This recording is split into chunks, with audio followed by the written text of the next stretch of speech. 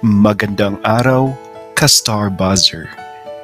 Sa videong ito ay ating pakinggan ang isa na namang kwento ng pag-ibig na nauwi sa matinding komprontasyon ng magkapatid. Ano ang dahilan ng kanilang away? Ating pakinggan sa ating munting kwento.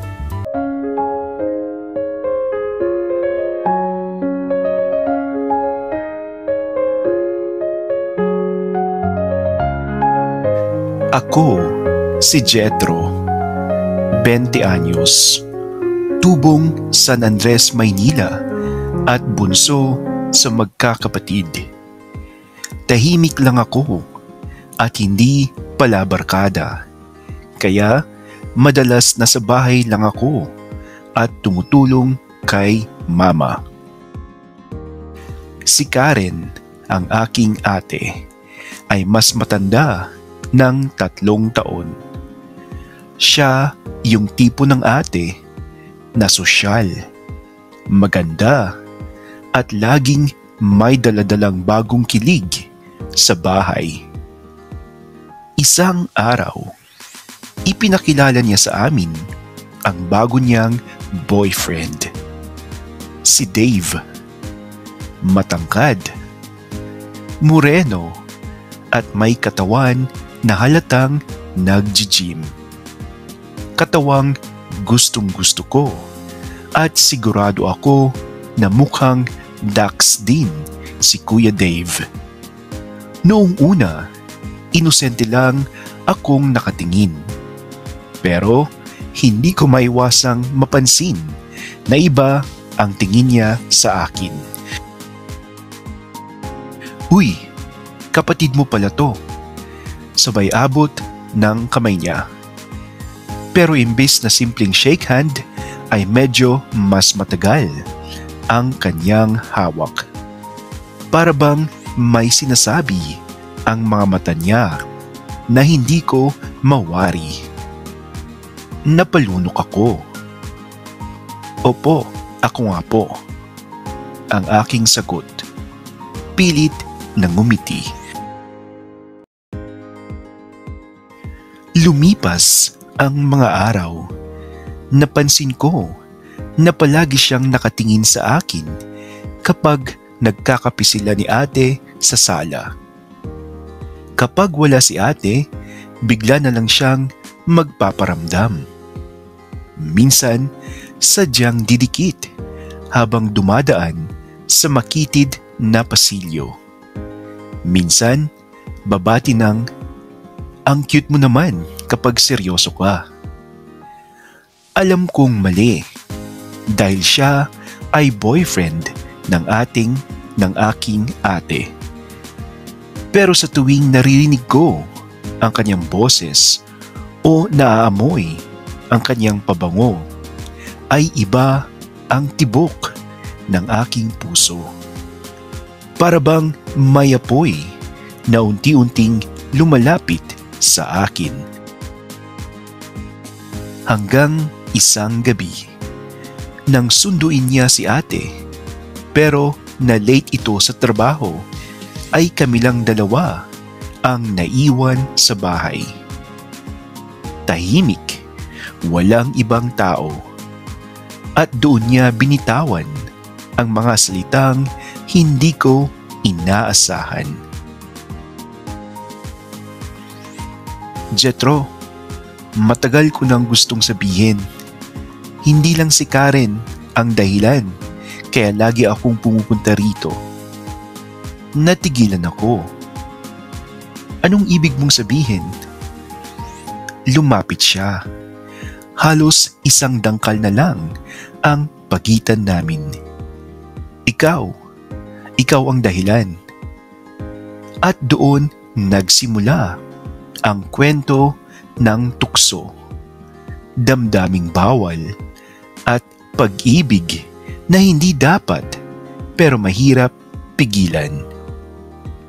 Nanlaki ang mga mata ko sa narinig ko kay Kuya Dave. Boyfriend siya ng ate ko. Pero diretsahan niyang sinabi na ako ang dahilan. Kaya lagi siyang nandito sa aming bahay. Kuya Dave, huwag kang ganyan. Baka marinig tayo ni ate. Bulong ko, sabay iwas ng tingin. Ngunit marahan niyang hinawakan ang aking braso. Mainit ang kanyang palad at ramdam ko ang bigat ng bawat haplos. Jet, hindi mo ba talaga nararamdaman? Simula pa lang, iba na ang tingin ko sa'yo. Napatigil ako. Totoo bang nararamdaman ko rin yun? Kasi sa bawat sulyap niya, sa bawat pagkakataong nagkakasalubong, ang mga mata namin ay may kakaibang kuryenteng dumadaloy sa akin. Pero mali. Alam kong mali. Boyfriend ka ni ate. Mahina kong sagot. Pilit na pinipigil ang sarili. Ngumiti siya. Pero halatang may lungkot sa kanyang mga mata.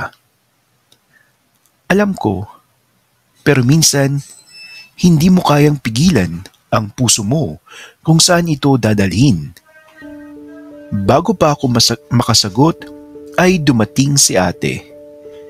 Agad kaming nagkanya-kanya ng pwesto na parang walang nangyari. Ramdam ko ang kaba sa aking dibdib habang nakatingin kay Dave na kunwari chill lang. Nakaupo at nakangiti sa aking ate. Kinabukasan, sinubukan kong umiwas. Nagkulong ako sa kwarto. Nagbabad sa cellphone kahit naririnig kong bumabati siya sa sala. Pero isang gabi, hindi ko na napigilan. Habang natutulog si ate, ay kumatok si Kuya Dave sa pintuan ng aking kwarto. Jet, gising ka pa ba? Bulong niya. Kinabahan ako. Dapat ay huwag ko siyang pagbuksan. Dapat ay tapusin ko na ito. Pero ang kamay ko, kusa nang umabot sa seradura at binuksan ang pinto.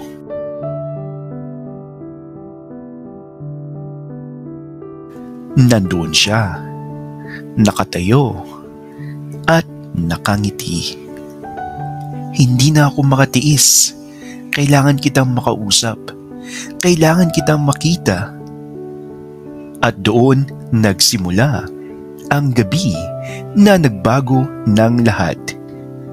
Hindi ko alam kung anong lakas ng loob ang nagtulak sa akin para pagbuksan si Kuya Dave noong gabing iyon. Pagkapasok niya ay agad kong isinara ang pinto. Tahimik lang kami, pero ramdam ko ang bigat ng hangin sa pagitan namin. Jetro, bulong niya. Halos isang yapak na lang ang layo. Alam kong mali, pero hindi ko na kayang itago. Gusto talaga kita. Gusto kong sumigaw ng tama na o kaya ay itulak siya palabas. Pero nanigas lang ako. Lalo na nang dahan-dahan niyang hawakan ang aking pisngi. Mainit, totoo, at para bang lahat ng pinipigilan kong damdamin ay biglang sumabog. Kuya Dave, kung may makakita sa atin, lalo na si ate, nanginginig kong wika.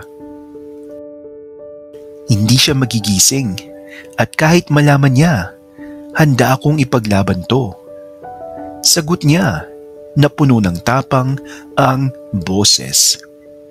Halos bumigay na ako. Nakatitig ako sa kanya at bago pa man ako makatanggi ay marahan niyang inilapit ang labi niya sa akin. Ramdam ko ang init ng hininga niya. 1 pulgada na lang. Nang biglang, tok tok tok, may kumatok sa pinto. "Jet, kising ka pa ba?" Boses ni ate. Parang binuhusan ako ng malamig na tubig. Agad akong napaurong. At si Dave naman ay mabilis na umatras, papalayo. Opo ate, naglalaro lang ako sa cellphone." Pasigaw kong sagot. Pilit pinapakalma ang aking boses. Sandaling katahimikan bago muling nagsalita si ate. "Sige, matulog ka na ha, maaga pa tayo bukas." Pagkaalis niya ay pareho kaming nakahinga ng maluwag ni Kuya Dave. Nagkatinginan kami at sabay napatawa. Halong kaba at kilig. "Delikado tayo," sabi ko. Nanginginig pa rin. Ngumiti lang siya, yung tipong lalong nakakaakit. "Mas lalo kitang gusto, Jet, lalo na ngayon." At doon ko na-realize mas mahirap na itong pigilan. Nang gabing iyon ay pinagsaluhan namin ang hindi dapat pagsaluhan. Naging maingat kami sa bawat galaw. Walang halos madinig na ingay dahil pilit naming pinipigilan ang mapasigaw. Subalit, hindi iyon naging hadlang para namnamin namin ang ligayang dulot ng aming kataksilan. Si Kuya Dave ang aking unang karanasan bilang Vakulushi. Oo, edad 20 na ako. Pero hindi ako kagaya ng iba dyan na maagang nakipagtsururut sa mga kalalakihan. Napakalaki ng aking Kuya Dave. Enjoy ako sa kanya. At lalo na siya dahil siya lang naman ang nakuuna sa aking iniingatang perlas ng silanganan.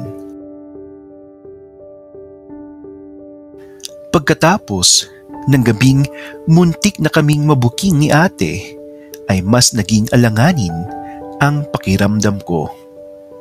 Pero si Kuya Dave, parabang lalo siyang ginanahan. Sa mga sumunod na araw ay mas naging lantad ang kanyang mga kilos.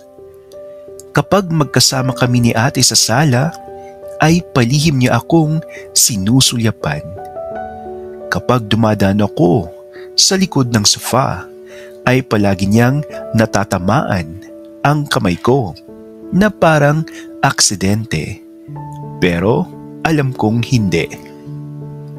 Hanggang isang hapon, nagkataong kami lang ulit ang naiwan sa bahay. Si ate nasa overtime sa kanyang trabaho. Si mama naman ay umuwi sa probinsya, kaya kaming dalawa lang ang naiwan ni Kuya Dave. "Jet," tawag niya habang nasa kusina ako. "Bakit?" Sagot ko, hindi tumitingin. Lumapit siya at inilapag ang basong hawak niya sa mesa. "Pwede bang wag na tayong magtago?" Umiling ako. "Dave, tigilan na natin to bago pa mahuli ang lahat." Ngunit, imbes na makinig ay hinawakan niya ang aking kamay. Mahigpit. "Jet, hindi ko na kayang itago. Mas matindi ang nararamdaman ko sa iyo kaysa sa iyong ate. Parang sasabog ang dibdib ko. Gusto kong maniwala, pero ramdam ko rin ang bigat ng kasalanan. Kung mahal mo talaga ako, bakit mo pa sinimulan kay ate? Natigilan siya. Kita ko ang sakit sa kanyang mukha. Pero bago pa siya makasagot, ay biglang bumukas ang pinto. Dave? Si ate, nakatayo sa may pintuan. Gulat na gulat at nakatitig sa aming dalawa. At doon ko lang napansin na magkahawak pa pala kami ng kamay. Nanlamig ako. Hindi ko alam kung tatakbo ba ako o magpapaliwanag. Karen, pautal na sabi ni Kuya Dave na agad binitawan ang aking kamay. Anong ibig sabihin nito? Malamig ang boses ni ate, pero halata ang panginginig. At doon nagsimula ang eksena na hindi ko akalaing mangyayari. Ang pagbubunyag ng lihim na matagal naming pinaglalaruan sa kanyang likuran. Nanlaki ang mga mata ko sa nakita. Si ate nakatayo sa pintuan. Gulat at halatang nasasaktan. Ako naman nanlamig ang buong katawan. Para bang gumuho ang mundo ko sa mismong sandaling iyon. Karen, makinig ka muna. Nagmakaawa si Dave na agad lumapit sa kanya. Ngunit itinulak siya ni ate. Huwag mo akong hawakan. Ano bang ibig sabihin nito? Hindi ako makagalaw. Nakatayo lang ako at nanginginig. Hanggang sa lumingon siya sa akin. Jet, kapatid kita. Paano mo nagawa sa akin to? Parang sinaksak ako ng paulit-ulit sa aking dibdib. Ate, patawarin mo ako. Hindi ko rin alam kung paano nangyari. Sinubukan kong umiwas. Pero ano, ha? Halos pasigaw na tanong ng aking ate. Punong-puno ng sakit ang tinig. Alam mong boyfriend ko siya. Tahimik lang si Kuya Dave. Halata sa mukha niyang hindi niya alam kung sino ang dapat niyang paniwalaan. Hanggang sa bigla siyang nagsalita. Karen, Jetro, ayokong magsinungaling pa. Totoo ang nararamdaman ko. Huminga siya ng malalim. Oo, naging tayo. Mahal kita noon. Pero nag-iba na. Simula nang makilala ko si Jetro, ay iba na ang tibok ng aking puso. Natigilan kaming pareho ng aking ate. Hindi ako makapaniwala na narinig ko iyon mula mismo kay Kuya Dave. Anong ibig mong sabihin? Nanginginig na tanong ni ate. Ang ibig kong sabihin, lumapit siya sa akin na diretsyo ang tingin. Si Jetro ang mahal ko ngayon. Parang huminto ang oras. Si ate tulalang nakatingin. Ako naman ay hindi alam kung iiyak ba ako o matutuwa. Sa gitna ng lahat ng gulo ay isang bagay ang malinaw. Pumili si Kuya Dave, pero ang tanong, handa ba akong tanggapin siya kapalit ng sakit ng ate ko? Tahimik ang buong sala matapos ang mga salitang binitawan ni Kuya Dave. Ang tanging narinig ko lang ay ang mabilis na tibok ng aking puso at ang mabigat na paghinga ng aking ate. Jetro, mahinang sambit niya, puno ng puot at lungkot. Pamilya tayo, dugot laman, kaya kahit anong mangyari, ikaw ang kapatid ko. Pero hindi ko kayang tiisin ang sakit na ito. Ramdam ko ang luha kong pumatak. Lumapit ako sa kanya. Nanginginig ang boses. Ate, patawarin mo ako. Hindi ko sinadya. Oo, may naramdaman ako kay Kuya Dave. Pero hindi ko kayang isugal ang pamilya natin para lang sa isang bawal na pag-ibig. Nagulat si Dave sa aking sinabi. Jet, mahal kita. Huminga ako ng malalim. Diretso siyang tinitigan. Kuya Dave, mahal din kita. Pero mas mahal ko ang aking kapatid. At kahit anong gawin natin, mali ito.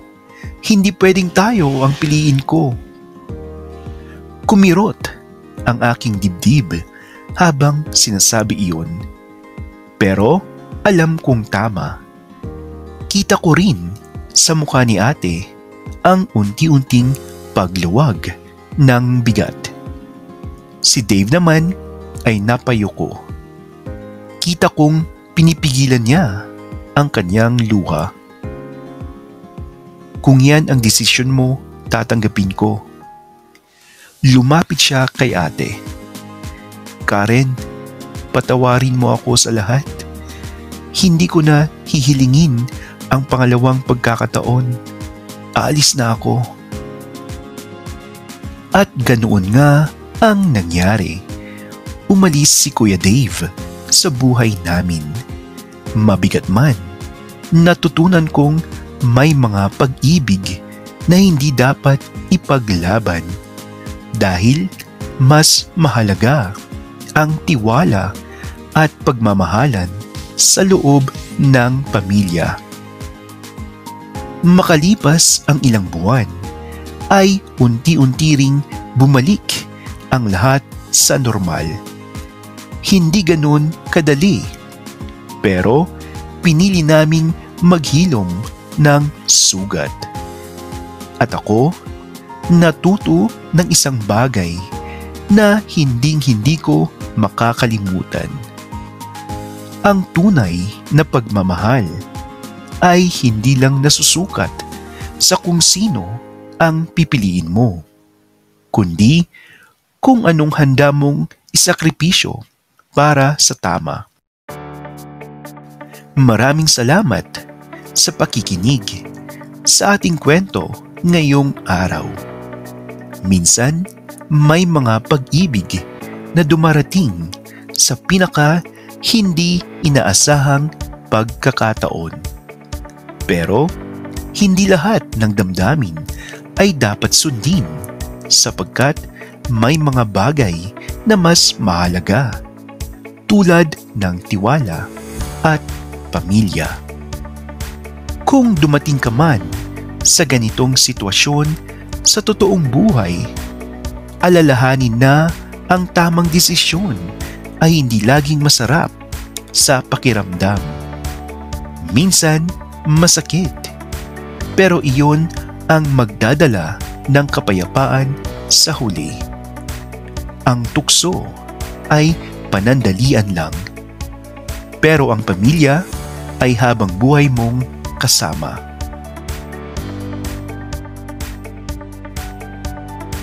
Yan po, mga ka-Star Buzzer, ang isa na namang kwentong dapat niyong ulitin na panoorin dahil may mga bagay na dapat nating isaalang-alang, lalo na sa usaping pag-ibig. Kung ikaw ang tatanungin, ka-star buzzer, kung ikaw ang nasa sitwasyon ni Jethro, magpapatalo ka ba sa tukso o magpapaka Maria Clara for the sake of your sister or maybe a friend? Sa tingin mo, tama lang ba ang ginawa ni Jethro? Oo o hindi? At bakit? I-comment mo na iyan, ka-star buzzer. At bago natin tapusin ang ating video, ay nais ko lamang manawagan sa ating mga kababayan na maging kalmado sa ingay ng politika na nangyayari sa ating bansa. Bagkus, manood na lang tayo ng mga videos gaya ng ating videos para iwas stress. Di ba nga? Muli, isang magandang araw.